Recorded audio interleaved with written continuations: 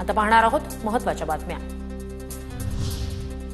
विरोधानंतर कृषी मंत्री माणिकराव कोकाटे यांच्या कार्यालयाच्या कामाला स्थगिती। पुण्यातील कृषी महाविद्यालयात माणिकराव कोकाटे यांच्या स्वतंत्र कार्यालयाचं सुरू होतं काम। माजी विद्यार्थी, प्राध्यापकही राजकीय नेत्यांचा कार्यालयाला होता विरोध। पुण्यात आमिर खान आणि संतोष देशमुख कुटुंबियांची भेट। संतोष देशमुख यांचा मुलगा विराज देशमुखला मिठी मारत आमिर खानकडून सांत्वन। सांगलीच्या इस्लामपूरमध्ये भाजप कार्यकर्ते आणि पोलिसांमध्ये झटापट। महिला कार्यकर्त्यांकडून अंगावर डिझेल ओतून आत्मदहनाचा प्रयत्न। इस्लामपुरात बेकायदेशीरपणे अवैध धंदे सुरू असून पोलीस कारवाई करत नसल्याचा आरोप।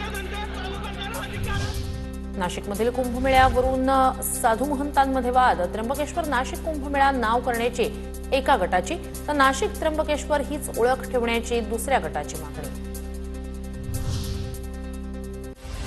पुणे जिल्ह्यातील नीरा बाजारात कांद्याचे भाव पडले। कांद्याला 400 ते 1500 रुपयांचा भाव। कांदा उत्पादक शेतकरी नाराज। सोलापुरातील अनेक भागात मुसळधार पावसाची हजेरी। जोरदार वाऱ्यामुळे झाडांची पडझड। उकाड्यापासून हैराण सोलापूरकरांना काहीसा दिलासा। आठवड्याभरापासून उन्हाचा पारा 40 अंशांवर होता। डोंबिवलीत महिलेच्या प्रसूतीनंतर उपचारादरम्यान मृत्यू। 2 डॉक्टरांवर हलगर्जीपणा केल्याचा ठपका ठेवत गुन्हा दाखल। विष्णुनगर पोलिसांकडून पुढील तपास सुरू। पुढील कारवाईवर लक्ष।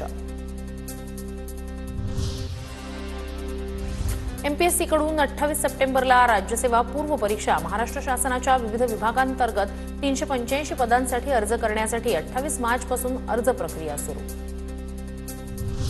पंतप्रधान इंटर्नशिप योजनेच्या दुसऱ्या फेरीसाठी 31 मार्चपर्यंत अर्ज करता येणार।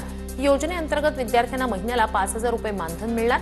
नामांकित कंपन्यांमध्ये 1 वर्षासाठी प्रशिक्षणाची संधी।